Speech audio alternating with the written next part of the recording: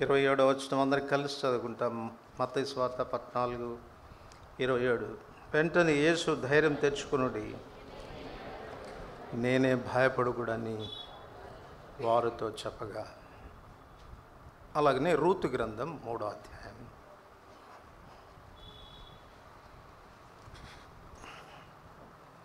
Ruth గ్రంథం 3వ అధ్యాయం 11వ వచనం అందరం కలిసి చదువుకుంటాం. రూతు గ్రంథం 3వ అధ్యాయం 11వ వచనం.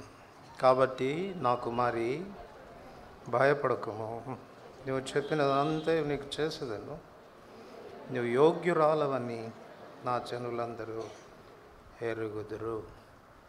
ప్రార్థన చేసుకుంటాం.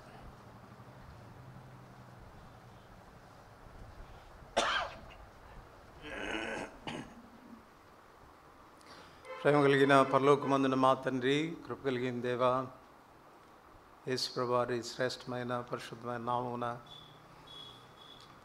మీ సాన్నిధ్యంలో రీతిగా చేరాగలిగి ఆధిక్యత ఇచ్చినందుకు వందములు.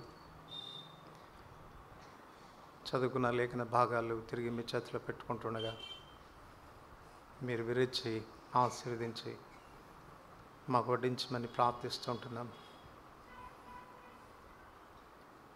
దాచబడిన ఆత్మీయ సత్యాలు గ్రహించినట్లు మా మనోనేత్రములు కూడా వెలిగించుము. ఈ ప్రజల సమక్షంలో నిలబడుచున్న నన్ను ఖాళీ చేయము తండ్రి, మరుగు చేయము. మీ మాటల చేత నింపుము, పలుకుటకు వాక్శక్తిని ప్రసాదించుము. మీరు ఏది చెప్పాలని కోరుతున్నారో ఆ మాటలు మాత్రమే పలకగలిగినట్లు సంపూర్ణంగా నన్ను మీ ఆధీనంలో ఉంచుకును. వ్యర్థమైన ఒక్క మాట అయినా నా నోట రాకుండా నా పెదవులకు కావలి ఉంచు. కూడి వచ్చిన ప్రజలు వారి ఆత్మీయ స్థితిగతులు మీరు బాగా ఎరుగుదురు తండ్రి. పరిశుద్ధాత్మదేవ, మీరే మా మంచి బోధకుడు. మాకు అక్కరగా ఉన్నది ఏదో ఎరుగుదురు. మేము తెలుసుకోవాల్సిన విషయాలు ఏవో మీరు బాగా ఎరుగుదురు. మమ్మను ఏ ఏ విషయాల్లో సరిచేసుకోవాలని కోరుతున్నారో మీరు బాగా ఎరుగుదురు. కనుక మీరు మాతో మాట్లాడము, మమ్మల్ని సంధించము. మా గమనం మీ వాక్యం మీదే ఉంచినట్లు చెల్లించే మా తలంపులన్నింటినీ చెరపట్టమని ప్రార్థిస్తూ ఉంటున్నాం. మీ సన్నిధిని భయంతో వణుకుతో మేము ఉండటానికి మాకు కృపని మేలుకే జ్ఞాపకం చేసుకున్నాము. ఇట్లు చేరి వచ్చిన ప్రతి ఒక్క బిడ్డకు కూడా మీ ద్వారా సంధించబడినట్లు, తాకబడినట్లు, మీ సన్నిధి నుండి క్షేమం పొంది వెళ్ళగలిగినట్లు కృప చూపుము. హెచ్చరిక, ఆదరణ, క్షేమాభివృద్ధి మాకు కలుగునట్లుగా చేయము. ఇందు నిమిత్తం నిష్ప్రయోజకమైన దాసునైన నన్ను మరొకసారి ప్రతిష్ఠించుము. మీ రక్త ప్రోక్షణంలో ఉంచుము. మీ సిలువ చాటున మరుగు చేయము. కేవలం మీ నోటి బురుగ మాత్రం నన్ను వాడుకున్నాము. యేసు ప్రభు నామమున వందనములతో ప్రార్థిస్తున్నాం తండ్రి.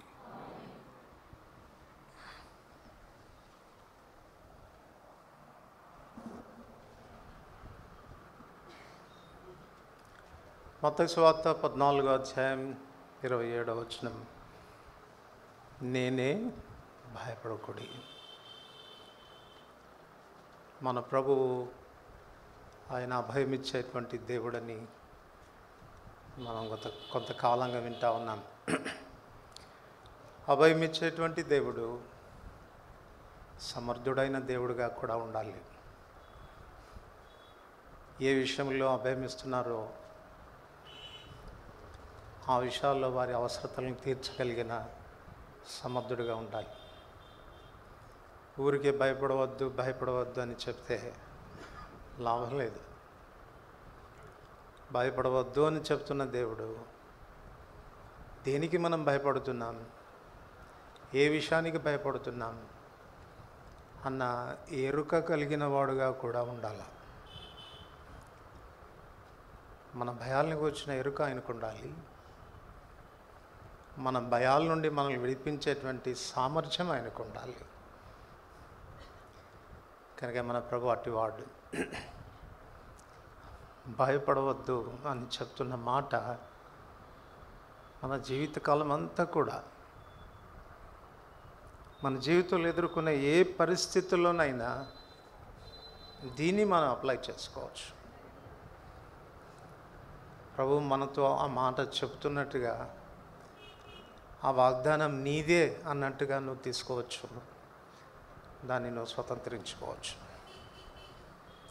ఒకవేళ నీ జీవితంలో ఇంకా ఏవైనా భయాలు వెంటాడుతూ ఉన్నాయి అని అంటే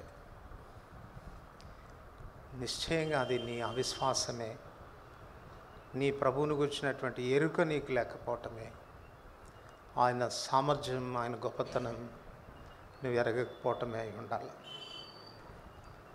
కనుక ప్రభు ఈ మాట చెప్తున్నప్పుడు 100కి 100 దాని యందు విశ్వాసం ఉంచి దాన్ని మన జీవితాలకి ఆధారం చేసుకోగలిగితే నిశ్చయంగా మన జీవితాలు ఎంతో సంతోషకరంగా, ఆనందదాయకంగా, విజయవంతంగా మనం కొనసాగించేదానికి ఆస్కారం కలుగుతుంది.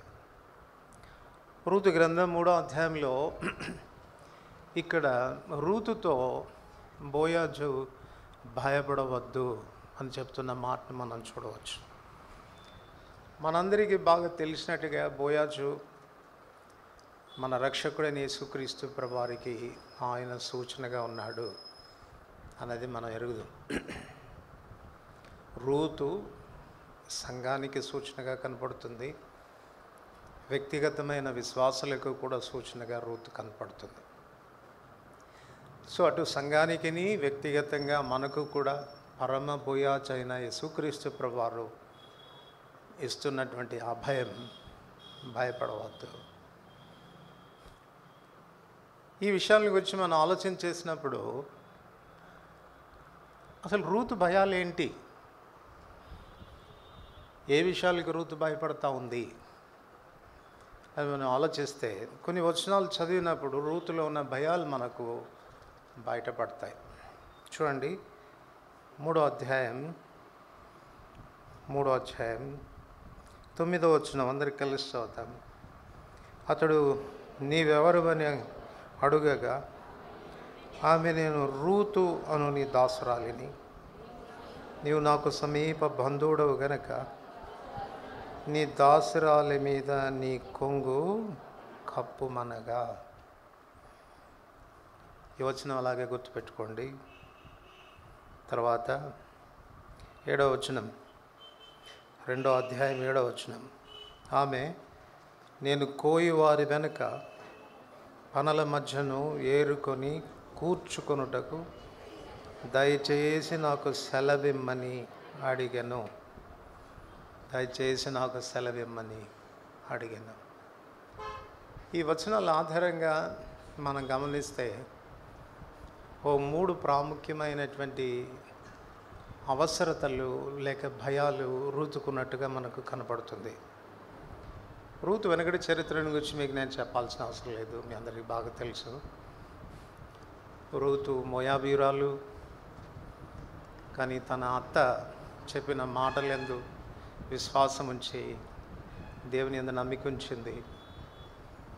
తన అత్త తనకు చక్కటి ఆఫర్ ఇచ్చిన వెళ్ళిపోవడానికి, తిరిగి తన కుటుంబాన్ని కట్టుకోవడానికి అవకాశం ఇచ్చినా కూడా దాని అంతటిని కూడా నిరాకరించి, దయచేసి ఆ మాటను నాతో అనవద్దు, నీ దేవుడే నా దేవుడు, నీ ప్రజలే నా ప్రజలు, నువ్వు ఎక్కడ ఉంటావో నేను అక్కడే ఉంటాను, నువ్వు ఎక్కడ మరణిస్తావో నేను అక్కడే మరణిస్తాను, నువ్వు ఎక్కడ సమాధి చేయబడతావో నేను అక్కడే సమాధి చేయబడతాను అన్నటువంటి దృఢ సంకల్పంతో నయోమిని వెంబడిస్తూ వచ్చినటువంటి వ్యక్తి రూతు. అటువంటి సమర్పణతో వచ్చినటువంటి రూతు జీవితం సాఫీగా సాగలేదని చెప్పాలి. చాలా పర్యాలు మనకు తెలుసుకోవాల్సిన విషయం ఏంటంటే, ప్రభువును ఎరిగిన కారణం చేత, ప్రభు నిమిత్తం మనం చేసేటువంటి సమర్పణ, త్యాగసహితమైనటువంటి కార్యాలని బట్టి మన జీవితాలు పూలబాటగా ఉంటుంది అని ఎప్పుడు కూడా తలంచకూడదు. ప్రభుని ఎరిగినా కానీ, ప్రభు కొరకు మనం చేసే త్యాగసహితమైన జీవితాన్ని జీవించినా కానీ ప్రభు మన కొరకు సిద్ధపరిచిన కష్టాలని మాత్రం తప్పక మనము ఎదుర్కోవాల్సిందే. అవి తప్పిపోతాయి, వాటి నుంచి మనం మినహాయించబడతాము అని చెప్పడానికి వీల్లేదు. రూతు తీర్మానం చిన్నది కాదు. తాను ఎంతో సమర్పణతో వచ్చింది. ఇప్పుడు సమర్పణతో వచ్చినటువంటి కారణం చేత తనకు ప్రాముఖ్యమైన 3 భయాలు పట్టుకున్నాయి. ఒక భయం, నేను మోయాబీయురాలిని, ఇశ్రాయేలు ప్రజలు నన్ను అంగీకరిస్తారా, అది తనకున్న భయం. రెండవది, నయోమి ఇంటిలో మగ వ్యక్తి ఎవరు లేకుండా పోయారు, పురుషులు ఎవరు లేకుండా పోయారు. నయోమి అప్పటికి తానే సాక్ష్యం ఇచ్చింది మొదటి అధ్యాయంలో, నేను ముసలిదానను. అంటే కష్టార్జితాన్ని చేసి తన కుటుంబాన్ని పోషించుకునేటువంటి స్థితిలో నయోమి లేదు. కనుక ఇప్పుడు రూతు జీవితంలో తన్ను తన కుటుంబాన్ని పోషించేటువంటి బాధ్యత రూతు మీద పడింది. కనుక న్యాచురల్గా తనకుండే భయం ఏది ఉంటుంది చెప్పండి? న్యాచురల్గా తనకుండే భయం ఏది? ఎలా నేను సంపాదించాలి, ఏం చేయాలి, ఎలా నేను సంపాదించాలి అన్న వర్తమాన కాలానికి వచ్చినటువంటి భయం తనకుంటుంది. మూడవది, న్యాచురల్గా మనం ఆలోచిస్తే తాను యవనస్తురాలు కనుక తాను ఇంత సమర్పణ చేసి త్యాగ సహితంగా తన అత్తైన నయోమితో వచ్చిన కారణం చేత ఇశ్రాయేలు ప్రజల్లో వాళ్ళు తన్ను వివాహం ఆడతారా, తన భవిష్యత్ జీవితంలో నేను సెటిల్ అవుతానా, తన భవిష్యత్తును కూర్చిన భయం కూడా రూతును వెంటాడుతూ ఉంటుంది. ఇటువంటి భయాలతో ఉన్నటువంటి రూతుకు బోయాజు ఇచ్చినటువంటి ఆ భయమే భయపడకమని. సో ఒక మాట భయపడకమో నేను చెప్తున్నప్పుడు ఇండైరెక్ట్గా బోయాజు ఏమని చెప్తున్నాడంటే, నువ్వు అంగీకరించబడవు అన్న భయం నీకు అవసరం లేదు. నీ అనుదిన అవసరతలు ఎలా తీర్చబడతాయి, నేను ఎలా పోషించబడతాను, నా అత్తని నేను ఎలా పోషించాలి అన్నటువంటి భయం నీకు ఉండాల్సిన అవసరం లేదు. నీ భవిష్యత్తును కూర్చున్నటువంటి భయం కూడా నీకు ఉండాల్సినటువంటి అవసరం లేదు. ఎందుకనంటే 3వ అధ్యాయంలో చూడండి, రూతు 3వ అధ్యాయం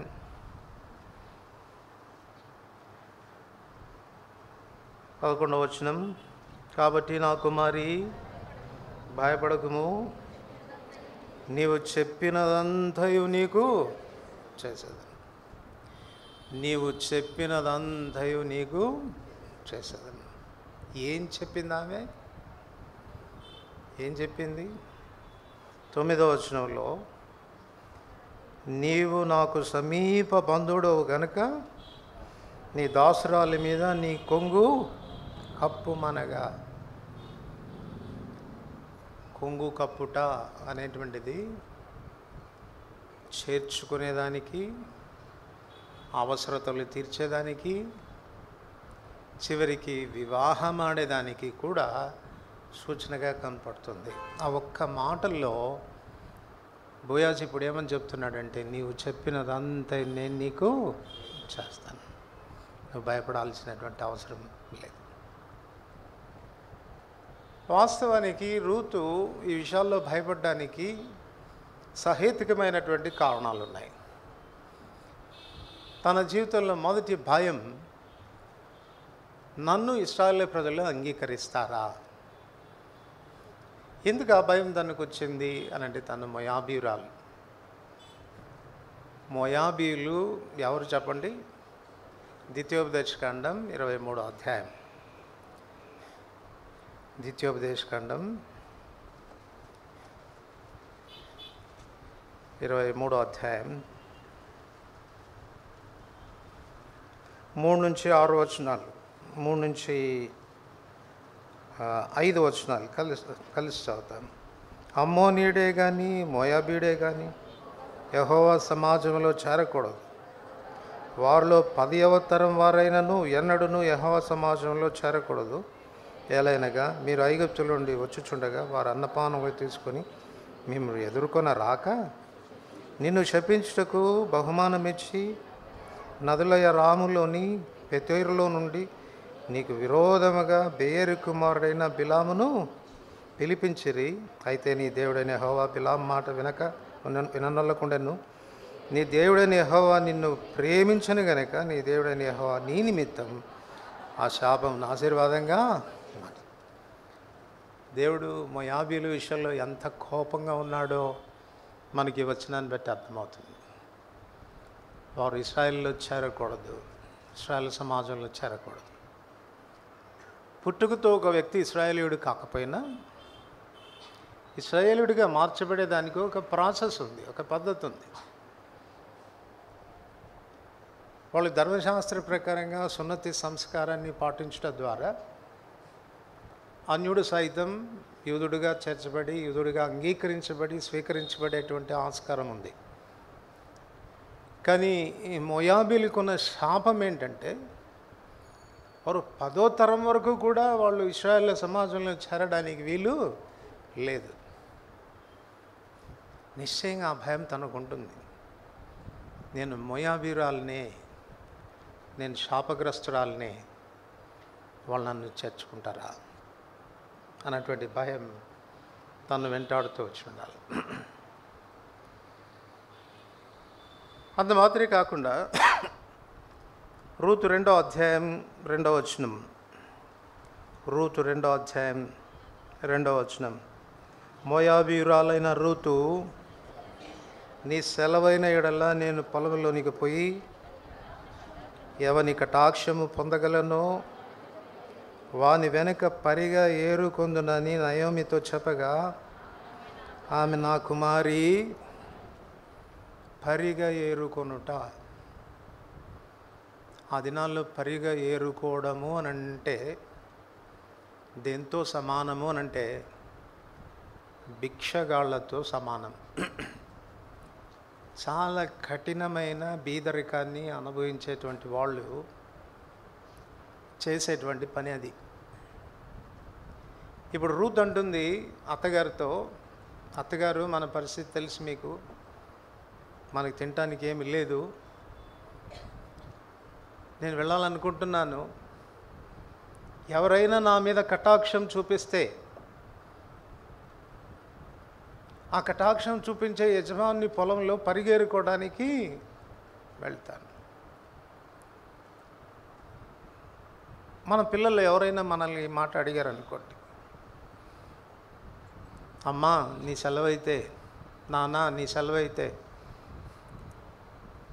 ఈ పూట భోజనానికి వీధిలో అడుక్కోవటానికి వెళ్తాను, ఒప్పుకుంటాం మనం?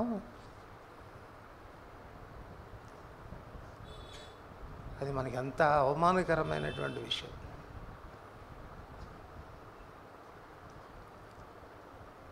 కానీ నయోమి అంటుంది నా కుమారి వెళ్ళు. ఎందుకు ఆ మాట అనింది? 1వ అధ్యాయం 21వ వచనం, అందరు కలిసి చదువుతాం. 1వ అధ్యాయం 21వ వచనం, నేను సమృద్ధి గలదాననే వెళితిని, యెహోవా నన్ను రిక్తురాలినిగా. నేను ఒకప్పుడు చాలా సమృద్ధి గలదాన్ని, మా ఫ్యామిలీ చాలా రిచ్ ఫ్యామిలీ, కానీ దేవుడు నన్ను రిక్తురాలుగా చేశాడు. ఎంటీ హ్యాండ్స్, ఖాళీ హస్తాలు. కనుక తను ఒక పరదేశి, మోయాబీరాలు, శాపగ్రస్తమైంది. 3వది దరిద్రురాలు. ఆ కారణం చేత తను ఎవరన్నా స్వీకరిస్తారా, తను చేర్చుకుంటారా అన్నటువంటి భయం తనకు ఉండడం అనేది సహజమే. ఒక పరదేశిని ఎవరు చేర్చుకుంటారు? ఒక శాపగ్రస్తురాలని ఎవరు చేర్చుకుంటారు? ఒక దరిద్రాలను ఎవరు చేర్చుకుంటారు? న్యాచురల్గా రూతు ఆ రీతిగా ఆలోచించడానికి సమంజసమైన చెప్పాలి. నిశ్చయంగా ఈ స్థితి మన వ్యక్తిగతమైన జీవితాలకి మనం పోల్చుకోదగినదిగా ఉంది. ఎఫెసీయులకు రాసిన పత్రిక 2వ అధ్యాయం. ఎఫెసీయులకు రాసిన పత్రిక 2వ అధ్యాయం 11 నుంచి 13 వచనాలు కలిసి చదువుకుంటాం. 11 నుంచి 13 వచనాలు కలిసి చదువుతాం. కాబట్టి మునుపు శరీర విషయంలో అన్యజనులైండి, శరీరమందు చేతితో చేయబడిన సున్నతి గల వారనబడిన వారి చేత సున్నతి లేని వారనబడిన మీరు ఆ కాలమందు ఇశ్రాయేలుతో సహపౌరులు కాక పరదేశులను, వాగ్దాన నిబంధన లేని పరజనులను, నిరీక్షణ లేని వారును, లోకమందు దేవుడు లేని వారునై ఉండి క్రీస్తుకు దూరస్తులై ఉంటిరని మీరు. అక్కడ మనస్థితి ఇది. పరజనులము, వాగ్దాన నిబంధన లేని పరదేశులం, నిర్దేవులం, అన్ని జనులుగా పిలువబడుతున్న వచ్చినటువంటి వారు. ఉదయకాలం ఆరాధనలో కూడా మనం ఇంటి వచ్చినాం కదా. ధర్మశాస్త్రం లేని ఈ ప్రజలు శాపగ్రస్తులు. మన శాపగ్రస్తులం, అన్ని జనులుగా పిలువబడుతూ వచ్చినటువంటి వారు. మనల్ని ఎవరు స్వీకరిస్తారు? మనల్ని ఎవరు అంగీకరిస్తారు? మనల్ని ఎవరు చేర్చుకుంటారు? వాస్తవానికి మనం ఎవరి చేత కూడా అంగీకరించబడడానికి అర్హులు అయినటువంటి వారం కాదు. ఆత్మీయంగా మనం ఆలోచన చేస్తే మనం దరిద్రులమనే చెప్పాలి. రూతుల్లో ఉన్నటువంటి లక్షణాలన్నీ కూడా మనలో కనపడుతున్నాయి. 2 కొరింథీ 8:9 అదే మాట మనం చదువుతాం. మీరు మన ప్రభు అయిన యేసుక్రీస్తు కృప నెరుగుదురు కదా. ఆయన ధనవంతుడయ్యుండి తన దారిద్ర్యం వలన మిమ్మును ధనవంతులుగా చేయుటకు మీ నిమిత్తం ఆయన దరిద్రులమైన మనల్ని ధనవంతులుగా చేయడానికి ఆయన దరిద్రుడు కావాల్సి వచ్చింది. అక్కడ ఇండైరెక్ట్గా ఏమని చెప్పబడుతుందంటే మనం దరిద్రులమే, ధర్మశాస్త్రం ఎరగని శాపగ్రస్తులమే, ఇశ్రాయేలు ప్రజలతో సహపౌరులు కాని పరదేశులమే. ఎవరు మనల్ని అంగీకరిస్తారు?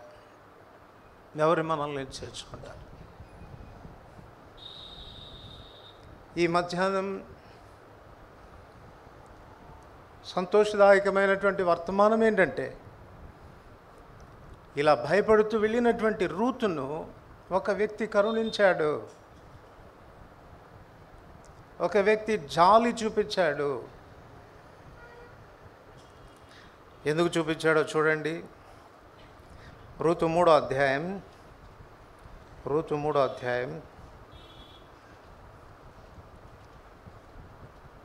9వ వచనంలో మళ్ళొకసారి నేను చదువుతాను. రూతు 3వ అధ్యాయం 9వ వచనం.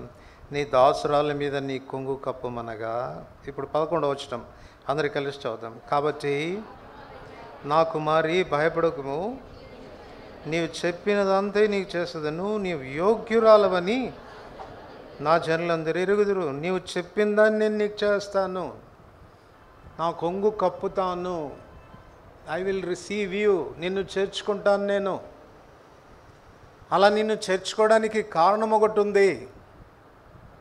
ఏంటి ఆ కారణం? 2వ అధ్యాయం 12వ వచనం. 2వ అధ్యాయం 12వ వచనం అందరు కలిసి చదువుతాం. యెహోవా నువ్వు చేసిన దానికి ప్రతిఫలం ఇచ్చును. ఇశ్రాయేలు దేవుడైన యెహోవా రెక్కల క్రింద సురక్షితంగా ఉండునట్లు నువ్వు వచ్చితివి. ఆయన నీకు సంపూర్ణమైన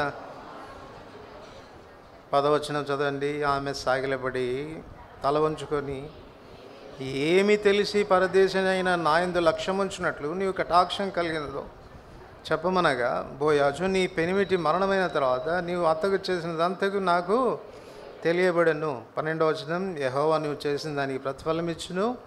ఇశ్రాయేలు దేవుడని యెహోవా రెక్కల క్రింద. నేను నిన్ను కప్పడం కాదమ్మా. ఎవరు నిన్ను కప్పారు? ఇశ్రాయేలు దేవుడైన యెహోవా రెక్కల క్రిందికి నువ్వు వచ్చావు. ఆయన రెక్కల క్రిందికి నువ్వు వచ్చావు కాబట్టి నిన్ను నేను చేర్చుకోవటం నాకు పెద్ద కష్టం కాదు. ఈ మధ్యాహ్నం ఒక్కసారి మన వ్యక్తిగతమైన జీవితాలను ఆలోచిస్తే పాపాన్ని బట్టి మన స్థితి ఇదే. పాపం మనల్ని శాపగ్రస్తులుగా చేసింది. పాపం మనల్ని దరిద్రులుగా చేసింది. పాపం దేవునికి మనల్ని దూరస్తులుగా చేసింది, పరదేశులుగా చేసింది, నిర్దేవులుగా మనల్ని చేసింది. కానీ తిరిగి తండ్రి అయిన దేవుడు మరలా మనల్ని అంగీకరించేదానికి ఒక ఏర్పాటు అనేది జరిగింది. ఎఫెసీయులకు రాసిన పత్రిక 1వ అధ్యాయం. ఎఫెసీయులకు రాసిన పత్రిక 1వ అధ్యాయం 6వ వచనము నేను మధ్య భాగంలో ఉంది, నేను చదువుతాను. యేసుక్రీస్తు ద్వారా తనకు కుమారులనుగా స్వీకరించుటకై. తండ్రి అయిన దేవుడు ఈ దినాన మనల్ని ఎందుకు చేర్చుకుంటున్నాడు చెప్పండి? ఎవరిని బట్టి చేర్చుకుంటున్నాడు? యేసుక్రీస్తు ద్వారా. నీవు యెహోవా రెక్కల నీడను వచ్చావు కాబట్టి నేను నిన్ను చేర్చుకుంటున్నాను. ఆయనే నిన్ను చేర్చుకున్నప్పుడు నేనెవరిని నిన్ను తృణీకరించడానికి? అలాగనే ఇప్పుడు తండ్రి అయిన దేవుని చెంతగా మనం స్వీకరించబడ్డానికి ఎవరి రెక్కల నీడనికి రావాలి? యేసుక్రీస్తు ప్రభు. ఎందుకు? ఏం చేశాడు ఆయన? 7వ వచనం అందరికీ కలిసి చదువుతాం. దేవుని కృపా మహదైశ్వర్యమును బట్టి ఆ ప్రీనియందు ఆయన రక్తము వలన మనకు విమోచనం, అనగా మన అపరాధములకు యేసుక్రీస్తు ప్రభు వారి యొక్క రక్తము ద్వారా మనకు విమోచనం కలుగచేశాడు. ఇక్కడ కూర్చున్నటువంటి వారిలో ఎవరైనా కానీ నీకున్న ఏ అనర్హత అయినా కావచ్చు, ఏ అనర్హతను బట్టి అయినా నువ్వు భయపడాల్సిన అవసరం లేదు తండ్రి అయిన దేవుని చెంతకు రావడానికి. నా వెనుకటి చరిత్ర ఇదే, శాపగ్రస్తమైన కుటుంబంలో పుట్టానే, నేను దరిద్రుణ్ణే, నిర్దేవుణ్ణే, ఆ దేవుని ఎరగని వాడినే, నేను పరదేశినే, నన్ను ఎవరు చేర్చుకుంటారు, ఆ దేవుడు నన్ను ఎలా అంగీకరిస్తాడో నేను భయపడాల్సిన అవసరము లేదు. ఎందుకు అనంటే, ఏ పాపమైతే ఆ దేవునికి నిన్ను దూరస్తునిగా చేసిందో, ఏ పాపం నిన్ను భ్రష్టునిగా చేసిందో, ఏ పాపం నిన్ను దౌర్భాగ్యమైన స్థితిలోనికి తీసుకుని వెళ్ళిందో, ఏ పాపం నిన్ను శాపగ్రస్తమైన స్థితిలోనికి తీసుకుని వెళ్ళిందో, ఆ పాపానికి పరిహారం చేయడానికి ఆయన కుమారుడైన యేసుక్రీస్తు ప్రభువారు తన ప్రాణాన్ని బలిగావించాల్సి వచ్చింది. తన ప్రాణాన్ని పణంగా పెట్టాడు. ఆయన కార్చిన అమూల్యమైన రక్తం ద్వారా ఎంత ఘోర పాపి అయినా, ఎంత నీచుడైనా, ఎంత దౌర్భాగ్యుడైనా, ఎంత శాపగ్రస్తుడైనా నిర్భీతిగా తండ్రి చెంతకు రావచ్చు. ఆయన నిన్ను అంగీకరిస్తాడు.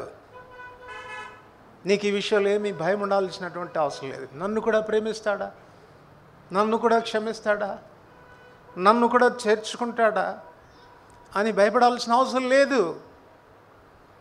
ఇది ఆయన కుమారుడైన యేసు ప్రభువారు చేసిన బలియాగములో ఉన్నటువంటి గొప్పతనం, ఔన్నత్యమైన స్థితి.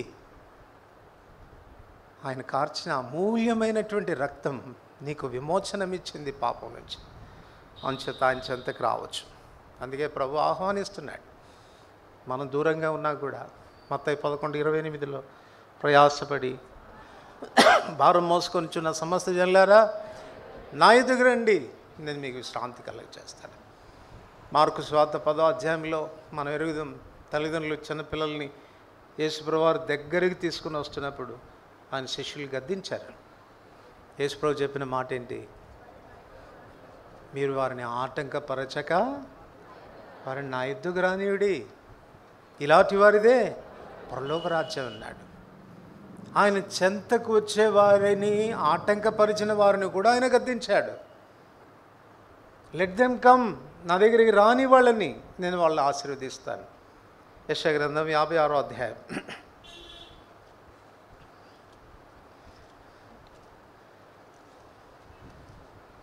యెషయా గ్రంథం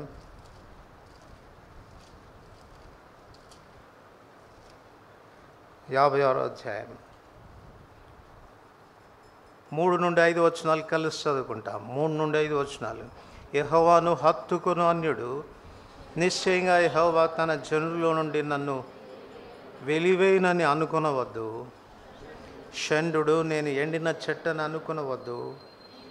నేను నియమించిన విశ్రాంతి దినములను ఆచరించు నాకు ఇష్టమైన వాడిని కోరుకొనుచు నా నిబంధన ఆధారం చేసుకొనుచున్న షండులను గుర్చి యెహోవా ఇలాగ సెలవిచ్చినాడు, నా ఇంటను నా ప్రాకారంలోను నా భాగములను వారికి ఇచ్చేదను. కొడుకుళ్ళు కూతుళ్ళు అని అనిపించుకున్నట కంటే శ్రేష్టమైన పేరు వారికి పెట్టుచున్నాను. కొట్టివేయబడని నిత్యమైన పేరు వారికి. ఎంత ప్రేమ కలిగిన దేవుడు! ఎవరు కూడా నిరాశపడాల్సిన అవసరం లేదు. నన్ను ఆయన చేర్చుకుంటాడో చేర్చుకోడు అని భయపడాల్సిన అవసరం లేదు. ధైర్యం తెచ్చుకో, ఆయన చెంతకు రా. నీ నిజస్థితిని చెప్పు చాలు. నువ్వెవరో నువ్వు చెప్పు చాలు.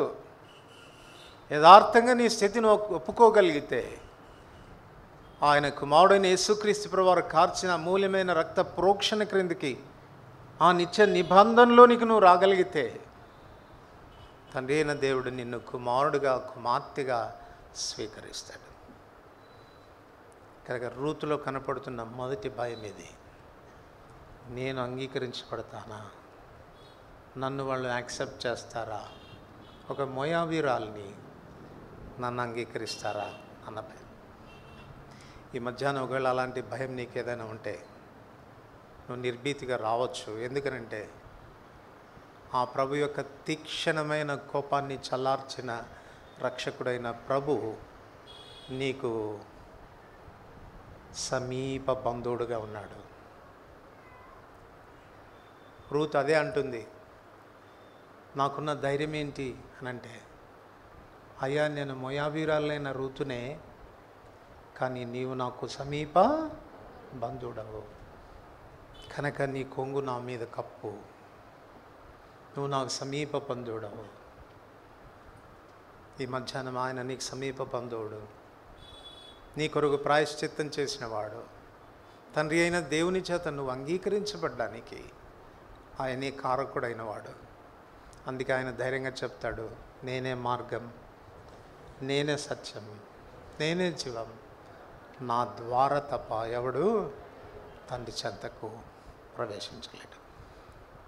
ఇంతవరకు ఒకవేళ నువ్వు ఆయన చెంతకు వచ్చి ఉండకపోతే, ఏవైనా భయాలు నిన్ను వెంటాడుతూ ఉంటే, ఇంత అపవిత్రమైన జీవితాన్ని బ్రతుకుతున్నాను, ఇంత దౌర్భాగ్యమైన జీవితంలో ఉన్నాను, ఆ ప్రభు నన్ను అంగీకరిస్తాడన్న భయం ఒకవేళ నిన్ను వెంటాడుతూ ఉంటే, ప్రభు నామమును బట్టి నీకు ఇచ్చే అభయం ఏంటంటే, భయపడవద్దు, రా ఆయన చెంతకు.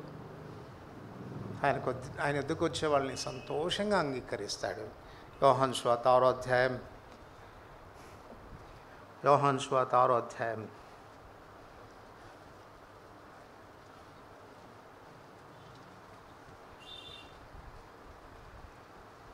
వచనం అందరికీ కలిసి చదువుదాం. 37వ వచనం, తండ్రి నాకు అనుగ్రహించు వారందరూ నా యొద్దకు వత్తురు, నా యొద్దకు వచ్చు వానిని నేను ఎంత మాత్రం బయటికి త్రోసివేయను.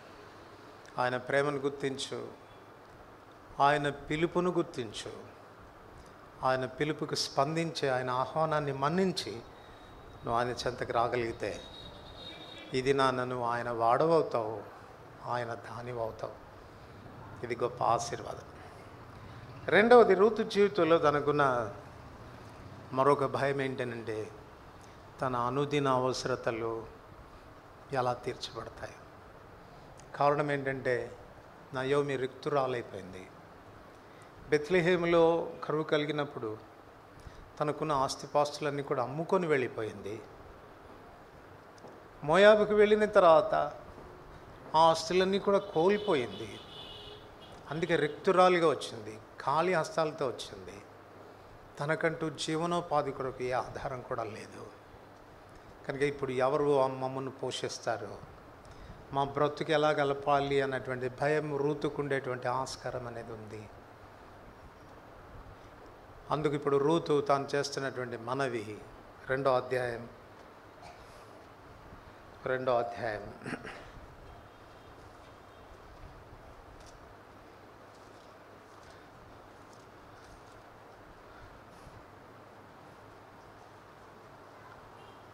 4 నుండి 7 వచనాలు కలిసి చదువుతాను. 4 నుండి 7 వచనాలు. బోయోజు బెత్లెహేము నుండి వచ్చి, యెహోవా మీకు తోడైండును గాక అని చేనుకోయి వారితో చెప్పగా, వారు యెహోవా నిన్ను ఆశీర్వదించును గాక అనిరి. అప్పుడు బోయజు కోయి వారి మీద ఉంచబడిన తన పనివారిని చూచి, ఈ చిన్నది ఎవరని అడగగా, కోయి వారి మీద ఉంచబడిన పనివాడు, ఈమె మోయాబు దేశం నుండి నయోమితో కూడా తిరిగి వచ్చిన మోయాబీయురాలైన యవనురాలు. ఆమె నేను కోయి వారి పనుల మధ్యను ఏరుకొని కూర్చుకొనుటకు దయచేసి నాకు సెలవిమ్మని అడిగాను. కనుక ఇప్పుడు దీన్ని బట్టి మనకేం అర్థమవుతుంది అని అంటే, తన జీవనోపాధి కొరకు తను చేస్తున్నటువంటి ప్రయత్నం. అసలు నన్ను చేర్చుకుంటారో చేర్చుకోరో అన్నటువంటి భయంతో వచ్చింది. బతిమలాడుకుంటుంది. ఏమని బతిమలాడుకుంటుంది? అయ్యా, నేను ఆ పనుల మధ్య పరిగెరుకోవటానికి నాకు అవకాశం ఇస్తారా అని బ్రతిమలాడుకుంటా ఉంది. ఈ తనలో కనపడుతున్నటువంటి తన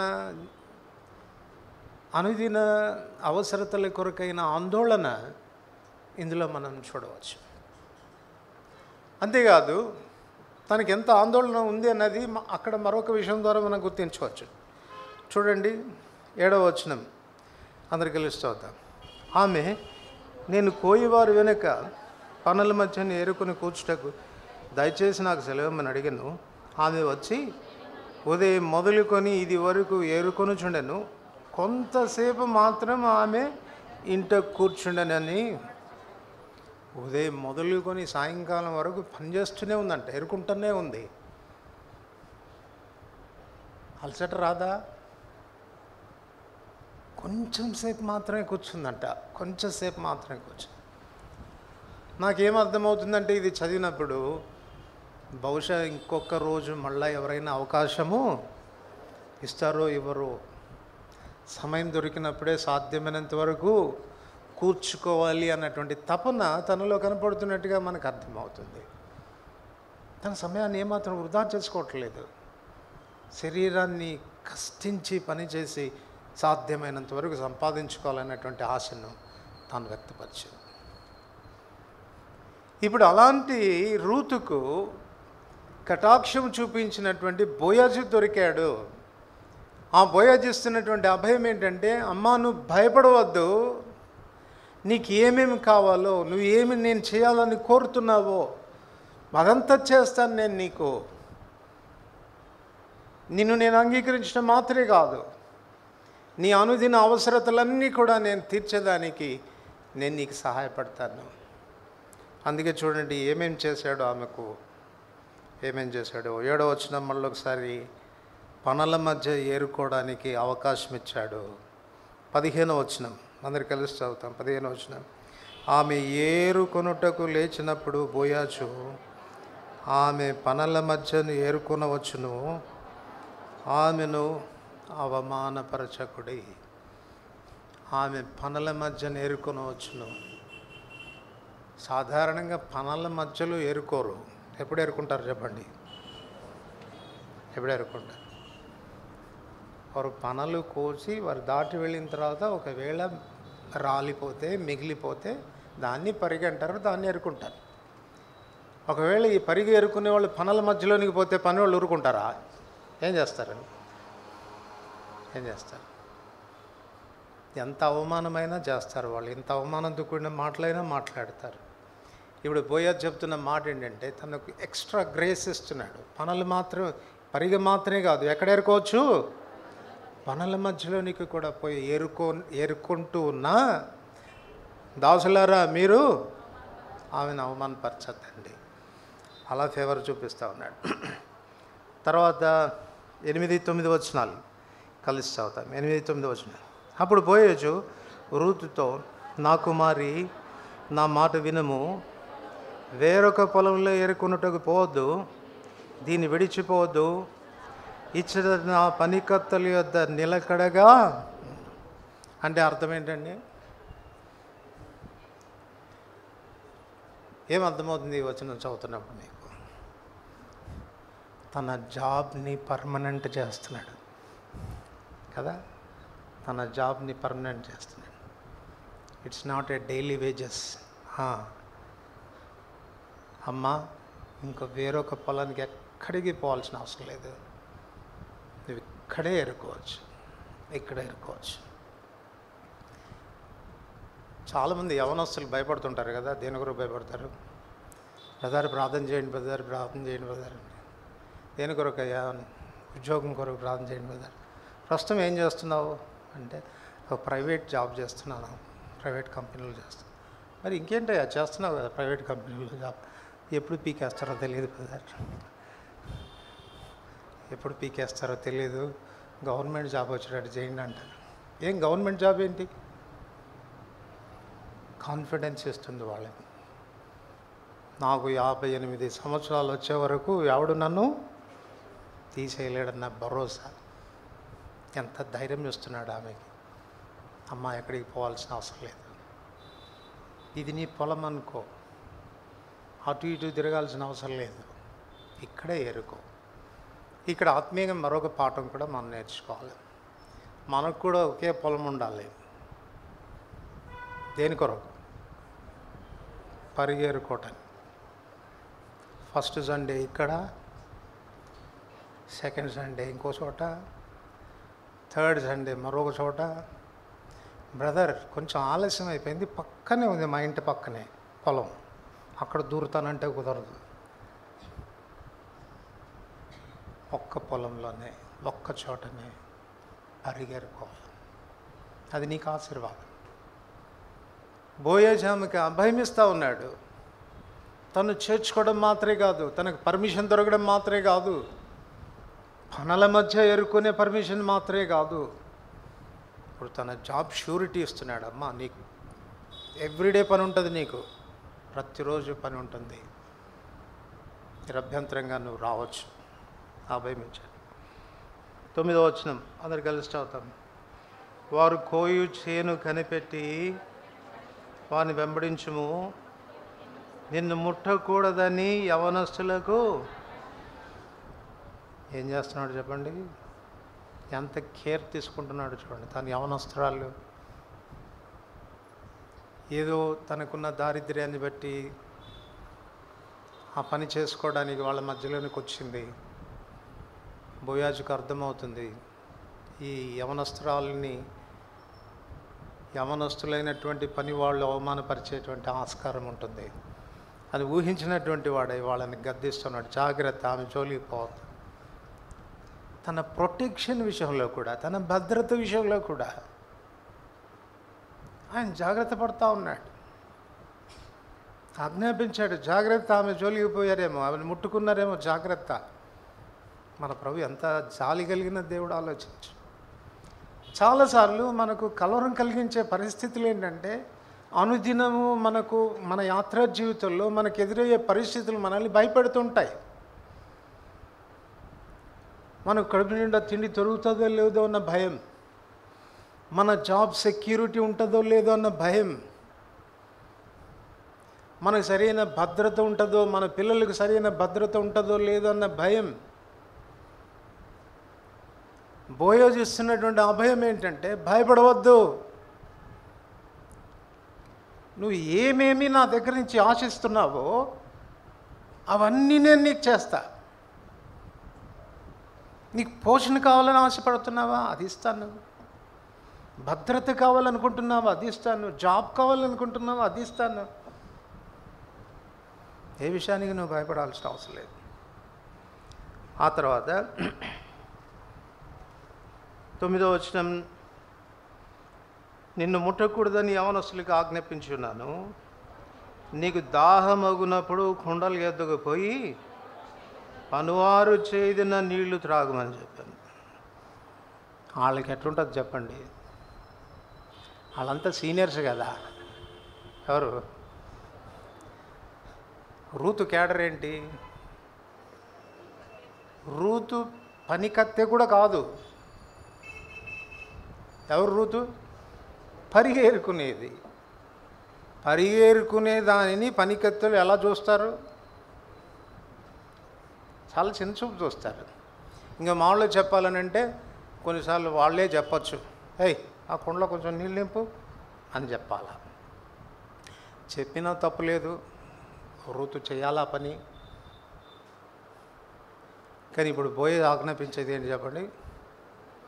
అమ్మ నీకు నీళ్లు దాహం అయితే, అది కూడా నాకు తెలుసు, నీళ్లు దాహమైతే ఏ కుండల్లో తాగాల? నా పనివారు చేది పెట్టిన కుండల్లో తాగాల. అంటే ఎంత మైన్యూట్ విషయాల్లో కూడా తాను బాధ్యత వహిస్తున్నాడు అనేది దాన్ని బట్టి మనకు అర్థమవుతుంది. నువ్వు తాగాల్సిన మంచినీళ్ళ విషయంలో కూడా ఆయనకు నీ విషయంలో కన్సర్న్ ఉంటే, ఇక నీకు గొప్ప గొప్ప వాటి విషయాల్లో, గొప్ప అవసరతల విషయాల్లో ఆయనకి కన్సర్న్ ఉండదంటారా?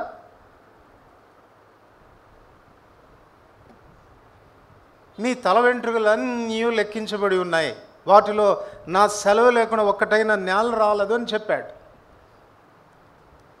తల వెంట్రుకల విషయాల్లోనే ఆయనకి అంత శ్రద్ధ ఉంటే, అవి నేల రాలకుండా వాటిని చూస్తున్న దేవుడైతే, నీ గొప్ప అవసరతల విషయాల్లో ఆయనకి శ్రద్ధ లేదంటావా? ఆయన ఆలోచించడు అనుకుంటున్నావా? ఆయనకి చింత లేదనుకుంటున్నావా? రూతుకు అదే ఇస్తున్నాడు అభయం. భయపడవద్దు రూతు, నువ్వు ఏ విషయాలకు భయపడుతున్నావో, ఏవేవి కావాలని కోరుతున్నావో, నీ అక్కర్లు ఏమేమి అవుతాయని తలస్తుంటున్నావో, వాటన్నిటి విషయంలో నేను బాధ్యత తీసుకుంటాను నీ విషయం. ఈ మధ్యాహ్నం ఈ భరోసా మనకుందా మన ప్రభు మీద? ఆకాశ పక్షులను చూడండి, అవి విత్తవు, కోయవు, కొట్లలో కూర్చుకొనవు, మీ పరలోకపు తండ్రి వాటిని పోషిస్తూ ఉన్నాడు. మీరు వాటికంటే శ్రేష్ఠులు కారా? ఎందుకు చింతపడతారు మీరు మీ అక్కర్ల కొరకు, మీ అవసరతల కొరకు? ఇదేం జరుగుతుందో, అదేం జరుగుతుందో, నాకేం సంభవిస్తుందో, నాకు అది దొరుకుతుందో లేదో, నాకు ఇది జరుగుతుందో లేదో, ఎందుకు నీకు ఈ చింత ఉండాల్సినటువంటి అవసరం ఏంటి? అల్పమైన వాటి విషయంలో కూడా ఆయన నిన్ను గురించి చింతిస్తున్నాడు. ఆ అతి చిన్న అవసరతల ద్వారా కూడా నువ్వు ఇబ్బంది పడకుండా చూడాలని కోరే దేవుడు ఆయన. దాని కొరకు కూడా ఏర్పాట్లు చేసి పెట్టాడు. కుండలు ఏర్పాటు చేశాడు, కుండలు నింపే పని వాళ్ళని ఏర్పాటు చేశాడు. ఎవరి కొరకు? పొలంలోనికి రాగానే నీళ్లు దాహమైనాయి అనుకో, కుండలు ఖాళీగా ఉండటానికి వీల్లేదు. ఏముండాలా? పని వాళ్ళు అప్పటికే నీళ్ళు నింపెట్టి ఉండాలి. ఎంత కన్సర్న్ కలిగిన దేవుడు అండి.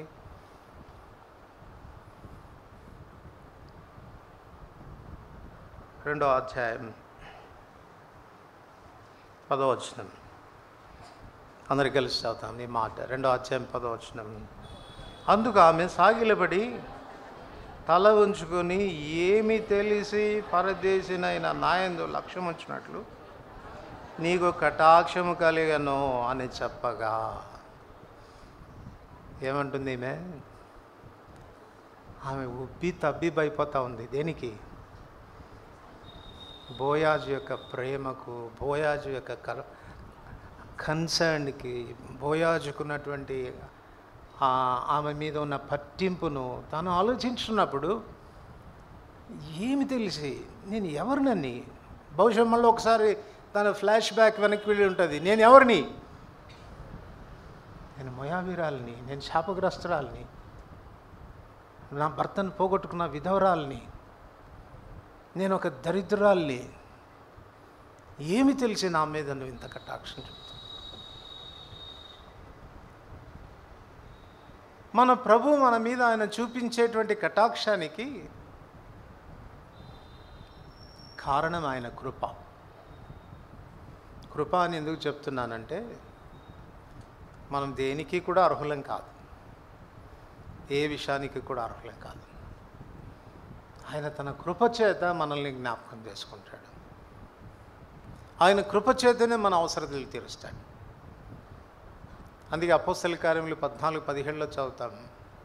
మరియు గతకాలమందు ఆయన సమస్త మనుషులను తమ తమ మార్గములందు నడవనిచ్చెను.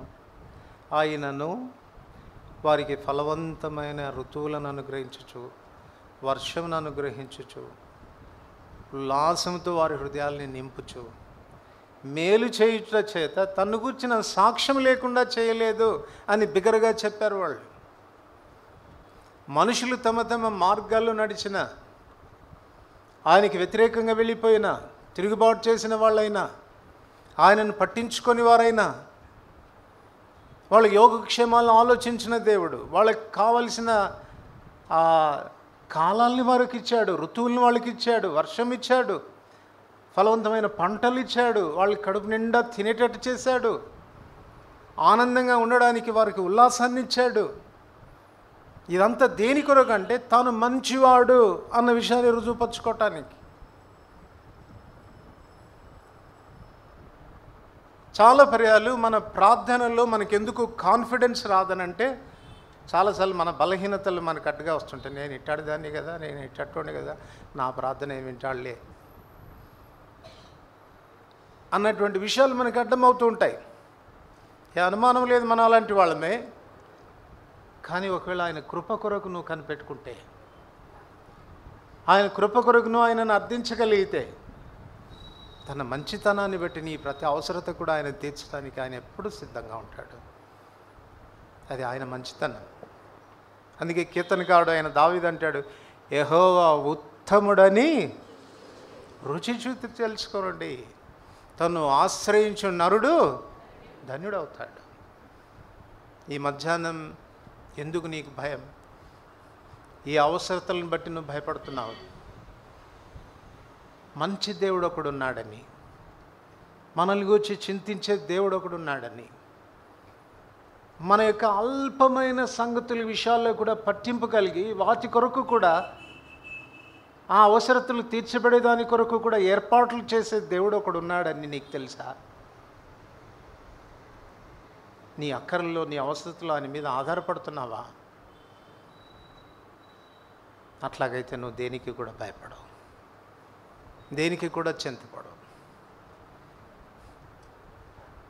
కొంతమంది దగ్గర నుంచి కాని వార్తలు మనం వింటుంటాం. ఏంటంటే, అన్న నాకు చావాలనిపిస్తుందని. చావాలి? ఎందుకు చావాలనిపిస్తుంది? మీకేం తెలుసు నా బాధలు? ఈ అనుమానం లేదు, నీ బాధలు నువ్వు చావాలి అన్నట్టుగా నీ మనసుకు ప్రేరణ కలిగించే బాధలే, నేను కాదని చెప్పను. కానీ ఆ బాధల్ని తీర్చేవాడు ఒకడు ఉన్నాడా లేదా? ఆయన ఆశ్రయించావా? ఆయన పాదాలు పట్టుకున్నావా?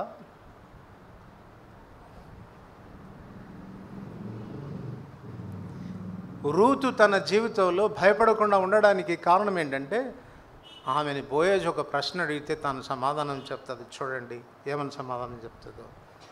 రూతు 3వ అధ్యాయం, రూతు 3వ అధ్యాయం 8-9 వచనాలు. మధ్యరాత్రి యందు అతడు ఉలికిపడి తిరిగి చూచినప్పుడు ఒక స్త్రీ అతని కాళ్ళ యొద్ద పండుకొని ఉండెను. అతడు నీవెవరని అడగగా, ఆమె నేను రూతు అను నీ దాసురాలను, నీవు నాకు సమీప బంధుడవు. ఎంత కాన్ఫిడెంట్గా చెప్తుందండి. ఏం చెప్పి ఉండాలి ఈమె? ఏం చెప్పి ఉండాలి? నేను రూతు అను మోయాబీయురాలను అని ఉండాల్సింది. కానీ అది ఒమిట్ చేసేసింది. ఏది? ఇప్పుడు నేను మోయాబీరాలని కాదు, ఒకప్పుడు మోయాబీరాలనే. ఇప్పుడు నేనెవరని? రూతును. రూత్ అంటే అర్థం ఏంటి చెప్పండి? సిస్టర్స్ చెప్పాలా? ఎన్నోసార్లు వింటారు కదా మీరు. సంతృప్తి, సౌందర్యవతి, ఈ 2 భావాలు వస్తుంది రూత్ అంటే. నేను శాపగ్రస్తురాలని కాదు, మోయాబీరాలని కాదు. ఇప్పుడు నేను ఎవరిని? నేను రూతునండి. ఎందుకు నేను రూతునయ్యాను? ఆ దినం నేను చేసిన తీర్మానం, నీ దేవుడే నా దేవుడు. నా దేవుళ్ళను, నా దేవతలన్నింటినీ కూడా వదులుకొని వాటి వైపు నుంచి జీవము గల దేవుని వైపు తిరిగిన దాన్ని నేను. నా అత్తయ్యన నయోమి దేవుడే నాకు దేవుడు అయ్యాడు. అందుచేత ఇప్పుడు నేను శాపగ్రస్తురాల్ని కాదు, నేను రూతును. రెండవది, నీ దాసురాల్ని. ఒకప్పుడు అన్య దేవతలను సేవించిన దాన్ని ఇప్పుడు నిన్ను సేవిస్తున్నాను, నీ సేవకురాల్ని నేను. మూడవది, నీవు నాకు సమీప. ఎంత ధైర్యం కావాలి ఆ మాట బోయస్తో చెప్పాలంటే, నువ్వు నాకు ఎవరు మూసుకో అని ఉండేవాడేమో. మోయాబురాలు అయి ఉండి, శాపగ్రస్తురాలు అయి ఉండి, నేను నీకు సమీప బంధువున్నా అంటాడేమో అన్న భయం కూడా లేదు. నిర్భీతిగా అంటా ఉంది. ఏమని? నువ్వు నాకు సమీప బంధువుడు. ఎంత కాన్ఫిడెన్స్ ఉందండి తనకు. తను ఎవరో, తన వ్యక్తిత్వం ఏంటో, తన దేవుడు ఎవరో తను బాగా ఎరిగింది. అందుచేతనే ఆ దేవుని మీద తనకు విశ్వాసం అనేది అచంచలంగా ఉంది.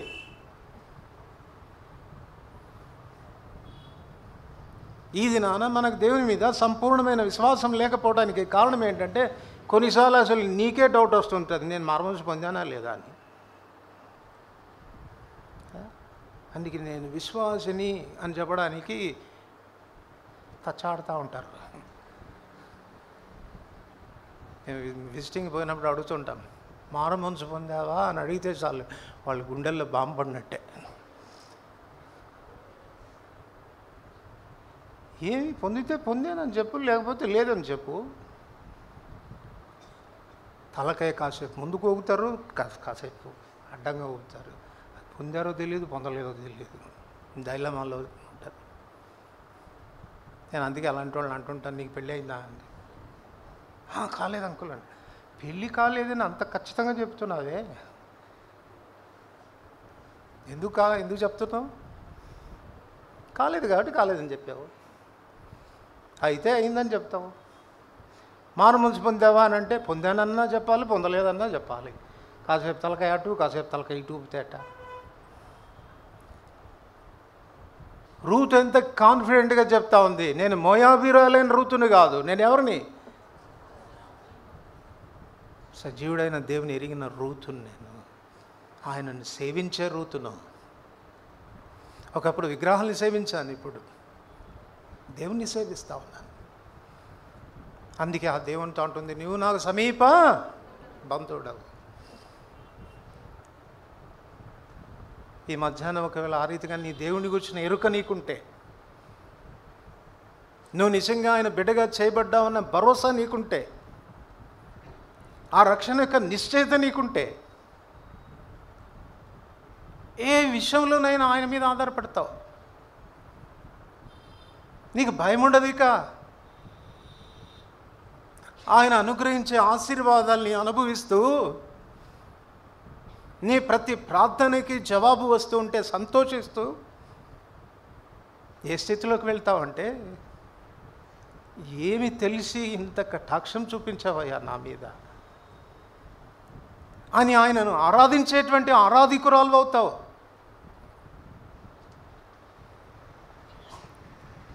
ఈ దినాన నీ వ్యక్తిగతమైన జీవితంలో నీ అవసరతలు నిన్ను భయపెడుతున్నాయా?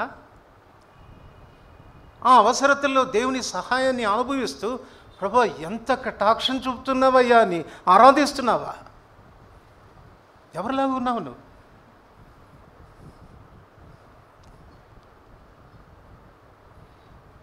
తన ప్రతి అవసరత విషయంలో బోయాజు అభయమిస్తూ ఉన్నాడు. భయపడవద్దు, నేను చూసుకుంటాను నీ అవసరం.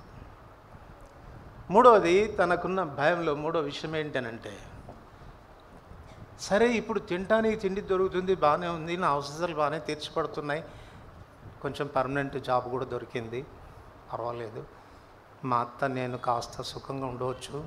కానీ వాట్ అబౌట్ మై ఫ్యూచర్? నా భవిష్యత్తు విషయం ఏంటి? మా అత్తగారు నాకు మంచి ఆఫర్ ఇచ్చారు. ఏం ఆఫర్? నా కుమార్తెలారా, మీరు మీ తండ్రుల దగ్గరికి వెళ్ళిపోండి, మంచి మంచి పిల్లగాళ్ళని చూసుకొని పెళ్లి చేసుకోండి, నా దగ్గర ఉంటే మీకేం లాభం చెప్పు, నేను ముసలిదాన్ని, పిల్లల్ని ఏమైనా కంటానా? అది కూడా లేదు. పొరపాటున అబ్రాహము శారాల్లాగా ఒకవేళ కన్నా వాళ్ళు ఎదిగొచ్చే వరకు మీరు ఎక్కడ ఉంటారు, మీరు ముసలోళ్ళు అయిపోతారు, కాబట్టి ఈ విషయాలకు వస్తే మీకు నిరీక్షణ లేదు, వెళ్ళిపోండి అని చెప్తే కూడా వినకుండా వచ్చింది కదా, తీర్మానం చేసుకొని వచ్చింది కదా, సమర్పణతో వచ్చింది కదా. ఇప్పుడు తన భవిష్యత్ జీవితం ఎలా ఉండబోతుంది? అని ఆలోచిస్తున్నప్పుడు అది కూడా ఆయన మీదే వేసేసింది. ఏమంటుంది చెప్పండి? నువ్వు నా సమీప, నీ మీద ఒక బాధ్యత ఉంది, నన్ను గట్టెక్కించాల్సిన బాధ్యత నీ మీద ఉంది, నువ్వు నా సమీప బంధువుడవు. మీరు ఇంటికి వెళ్ళిన తర్వాత చదవండి, లేవికాండ 23వ అధ్యాయంలో సమీప బంధువుడు చేయాల్సినటువంటి కార్యాలని గురించి రాస్తాడు. ఇశ్రాయేలు గోత్రికుల్లో ఎవడైనా బీదవాడై తన దారిద్ర్యాన్ని బట్టి తనకున్న స్వాస్థ్యాన్ని ఒకవేళ అమ్మివేసుకుంటే శాశ్వత విక్రయం దాన్ని చేయకూడదు, శాశ్వత విక్రయం చేయకూడదు. మరలా తాను తిరిగి దాన్ని పొందాల్సిందే, తన గోత్రానికి మరలా అది తిరిగి రావాల్సిందే. అట్లా రావాల్సిందంటే 2 కారణాలు ఉంటాయి. ఒకటి, వ్యక్తిగతంగా తానైనా ఆ డబ్బు సంపాదించి కుదువు పెట్టిన దాన్ని విడిపించుకోవాలి. లేదు అని అంటే తనకు సమీప బంధుడైనటువంటి వాడు ఆ క్రయాన్ని చెల్లించి విడిపించి ఆ సమీప బంధువు తీసుకోకూడదు. ఎవరికి ఇవ్వాలి? మళ్ళా ఈ వ్యక్తికే ఆ స్వాస్థ్యాన్ని ఇవ్వాలి. ఇప్పుడు రూతు గ్రహిస్తుంది. ఏం గ్రహిస్తుంది?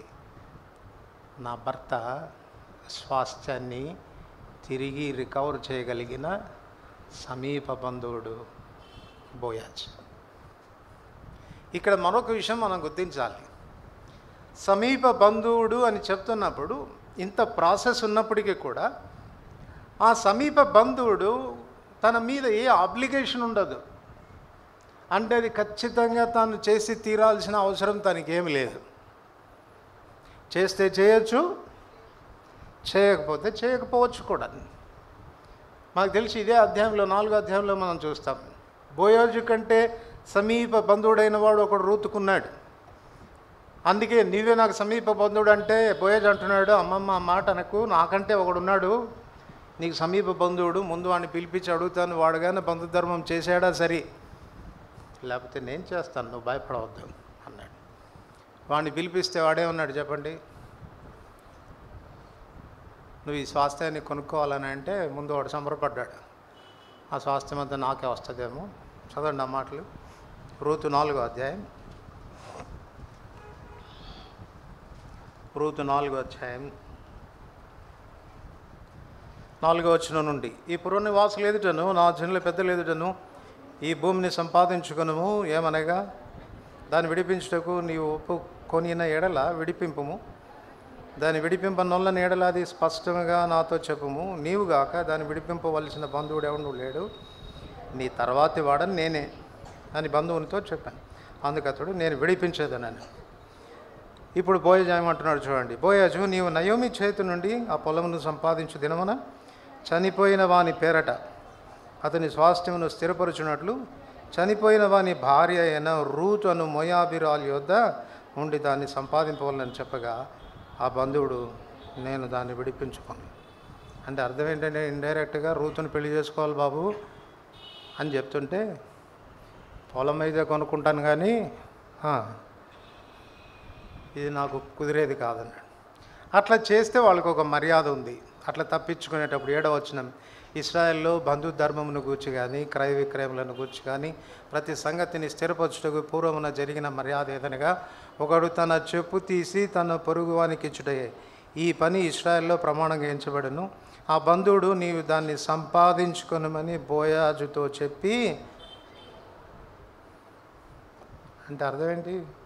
తను చెప్పు తీసి ఇచ్చేసాడు బోయాజు కంటే, బాబు ఇది కుదరదులే నువ్వే చేసుకో అని చెప్పటం. దీన్ని బట్టి మనకి ఏమర్థమవుతుంది చెప్పండి? ఒక బంధుధర్మాన్ని జరపవచ్చు, జరపకుండా పోవచ్చు. కనుక ఇప్పుడు నిజమైన సమీప బంధువుల్లో కొన్ని లక్షణాలు మనకు కనపడతాయి. మొదటిది, అతడు సమీప బంధువుడై ఉండాలి. రెండవది, విడిపించడానికి సామర్థ్యం కలిగిన వాడై ఉండాలి. మూడవది,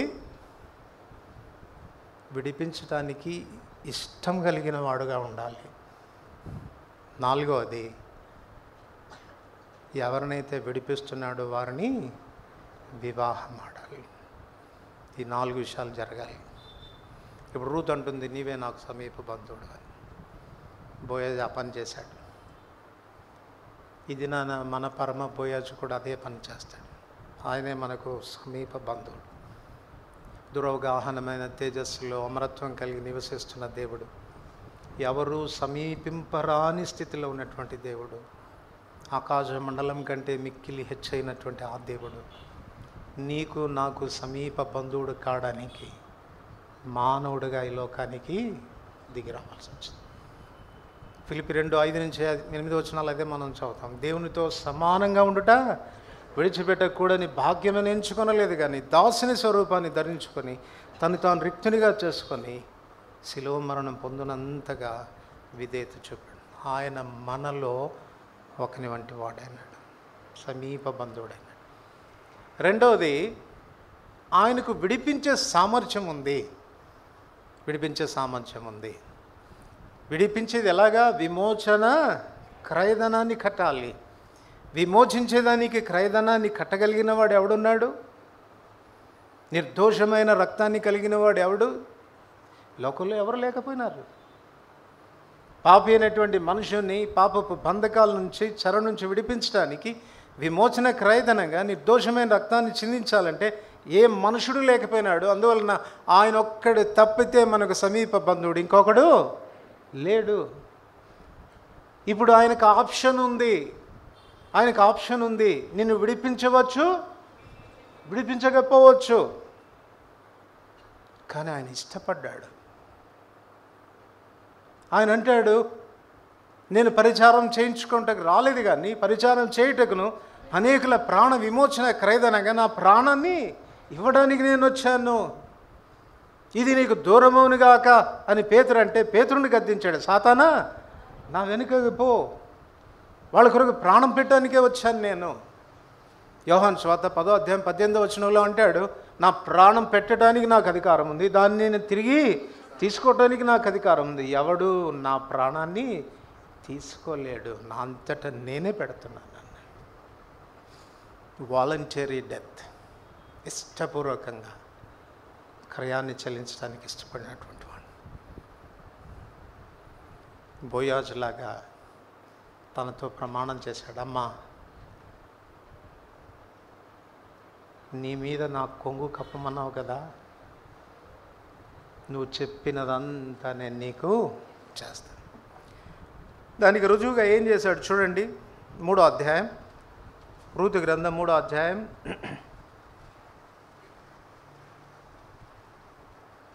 14-15 కాబట్టి ఆమె ఉదయం వరకు అతని కాళ్ళ యుద్ధ పండుకొని ఒకరినొకడు గుర్తించుబాటు వెలుగు రాకమునపై లేచెను.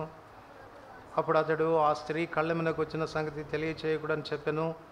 మరి అతడు నీ వేసుకున్న దుప్పటి తెచ్చి పట్టుకొనమని చెప్పగా ఆమె దాన్ని పట్టెను. అతడు 6 కొలల యవలు కొలిచి ఆమె భుజం మీద ఉంచగా ఆమె పురంలోనికి వెళ్ళింది.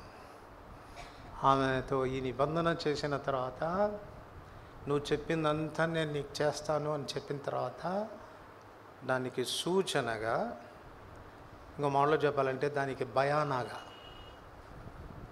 దానికి సంచకరువుగా ఏం చేస్తున్నాడు? 6 కొలల యవలలు ఇచ్చి పంపిస్తున్నాడు. తనకు ఆ నిశ్చయత, బోయాజు నన్ను వివాహం చేసుకుంటాడు అన్నటువంటి నిశ్చయం. ఇప్పుడు మన ప్రభువు కూడా మన కొరకు సమీప బంధువుగా ఉండడానికి క్రిందికి దిగి వచ్చిన వాడు, రక్షించడానికి సమర్థుడైనటువంటి వాడు, ప్రాణం పెట్టడానికి తన ఇష్టతను వ్యక్తం చేసినటువంటి దేవుడు, ఒక దినాన మనల్ని కూడా వివాహం చేసుకుంటాను అన్నదాన్ని రుజుపరచడానికి ఆయన మనకు కూడా భయాన ఇచ్చాడు. ఎఫెసీ 1వ అధ్యాయం.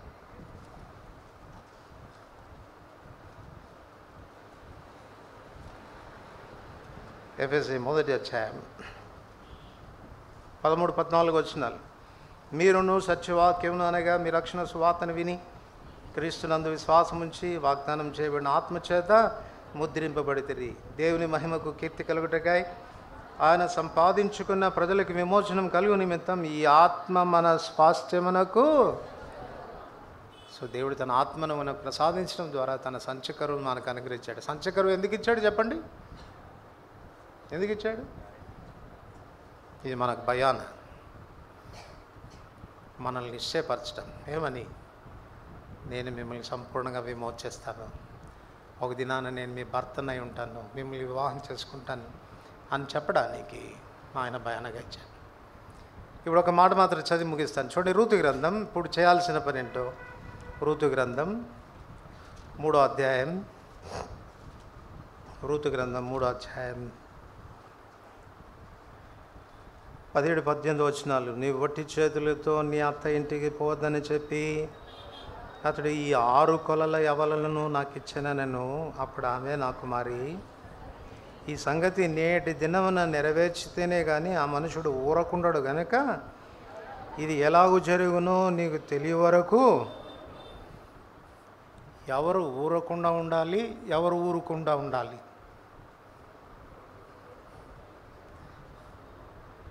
ఎవరు ఊరకుండా ఉండాలి, ఎవరు ఊరికే ఉండాలి. చెప్పండి.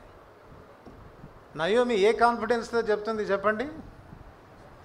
దేన్ని చూసిన తర్వాత? ఆ 6 కొల్ల ఎవరు చూసిన తర్వాత అయిపోయింది. ఏమైంది? పూలు పండ్లు పెట్టేది అయిపోయింది కదా, నిశ్చయిత అయిపోయింది. ఇక ఆ మనుషుడు ఆ కార్యం చేసే వరకు ఊరుకున్నాడు. కనుక నయోమి, బీ స్టిల్, ఇంకేం చింతపడవద్దు. ఇప్పుడు దాకా భయపడుతూ వచ్చావు కదా, నా భవిష్యత్తు ఏమైపోతుందో, నా భవిష్యత్తు ఏమైపోతుందో, ఇంత త్యాగం చేసి వచ్చాను కదా, నేను సెటిల్ అవుతానో లేదో అన్న భయం నీకుంది కదా. ఇక నీకు భయం అవసరం లేదు, నిమ్మళంగా ఉండు, బీ స్టిల్. ఆ మనుషుడు ఆ కార్యం చేసే వరకు ఊరుకోడు. ఇప్పుడు మనకు కూడా ఆయన భయాన్ని ఇచ్చి, ఆ భయం ఇచ్చి వెళ్ళిపోతే ఏమన్నా కాన్ఫిడెంట్ ఉందా? వస్తాడన్న కాన్ఫిడెన్స్ ఏమైనా ఉందా? ఏమో వచ్చేటట్టు కనపడలేదు, ఇంకోళ్ళని చేసుకొని పోతే బాగుండు అనుకుంటాం మనం కదా. రూతు ఆ రీతిగా లేదు. రూతు ఏం చేస్తూ ఉంది? ఊరికే ఉంది. అన్నిటికంటే కష్టమైన పని ఊరికే ఉండేది. మౌనంగా ఉండడం, కనిపెట్టుకొని ఉండడం చాలా చాలా కష్టమైనటువంటి పని. ఏదైనా కష్టమైన పని చేయన్నా కూడా మనం ఒకవేళ హిమాలయ పర్వతం ఎక్కంటే కనీసం ఎక్కడానికి ప్రయత్నం చేసి ఒక 10 అడుగులన్నీ ఎక్కి కింద పడతాం, కానీ ఊరికే ఉండమంటే కష్టం కదా. ఊరికే ఉండండి రా, యెహోవా కలగజేసే రక్షణ చూడండి అంటే సమాధులు లేవా మాకు అక్కడ అంటారు. ఊరికే ఉంచడం చాలా కష్టం. అరే ఆగురా బాబు, నేను వస్తున్నాను, ఏదో బుద్ధి లేని పనులు చేశావు, నేను వచ్చి దేవునికి సమాధాన బలి అర్పిస్తాను, అప్పుడు దాకా ఆగు, వాళ్ళు వస్తే నీకేం భయం, ఫిలిస్తీన్లు వస్తున్నారంటున్నావు, ఏం భయపడవద్దు, నేను వస్తానని ఆ ముసలాయన చెప్తే 7 దినాలు చూశాడు. కష్టమైపోయింది వెయిట్ చేయడం. ఈ ముసలోడు వచ్చేటట్లు లేడని బలి అర్పించేసి, ఆ ముసలాయన కూడా ఎంత గట్టి కూడా చూడండి, అప్పటిదాకా రాకుండా ఆ బల్ల అర్పించిన మరుసటి నిమిషమే వచ్చాడు. కాస్త ఒక 5 నిమిషాలు ముందు రావచ్చుగా, ఆ తర్వాత వచ్చాడు. అసలు నువ్వు చేసిన పని ఏంటి? అవివేక పని చేసావు కదరా నాయన. ఇశ్రాయేలు మీద రాజుగా అసలు నువ్వు ఉండకుండా దేవుడు నిన్ను నిరాకరించాడు.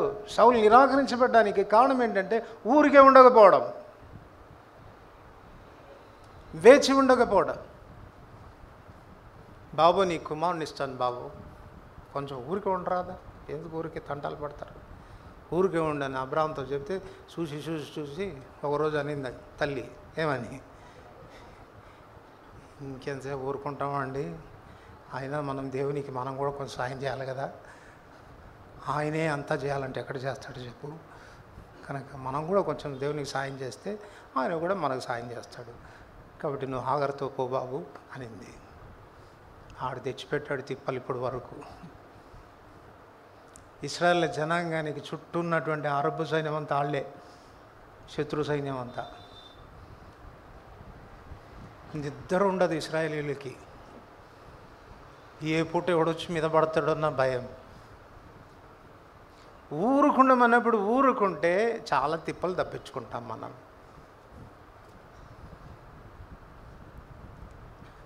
ఊరికి ఎప్పుడు ఉంటాం?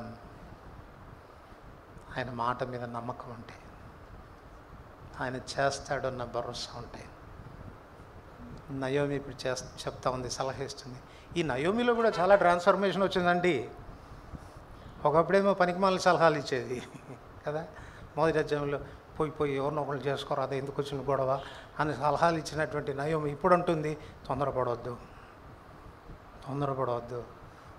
ఆయన చేసేవారు కాదు, తప్పక చేస్తాడు ఆయన, ఆయనకి నిద్ర పట్టదు చేసే వరకు. ఋతు నువ్వేం చేయొద్దు, మౌనంగా చేతులు కట్టుకొని కూర్చో. ఎంత మంచి పాఠం నేర్పించింది. నేర్చుకుందాం ఈ పాఠం, ప్రభు కొరకు కనిపెట్టుకుందాం, ఆయన కార్యాలు చేసే వరకు వేచి ఉందాం. ఆయన చేయకముందు ఎందుకు తొందరపడతావు? ఆయన ఏదైనా సాధించగమని నువ్వెందుకు ప్రయత్నాలు చేస్తావు? నువ్వు అలా ప్రయత్నాలు చేయడం వలన అనవసరమైనటువంటి ఫ్రస్ట్రేషనే కానీ నీకు కార్యంలో సఫలం రాదు. నీకు సఫలీకృతుడు నువ్వు కాలేవు. రూతు వేచి ఉన్నింది, బోయాజుని వివాహమాడింది. ప్రార్థన చేసుకుంటాం.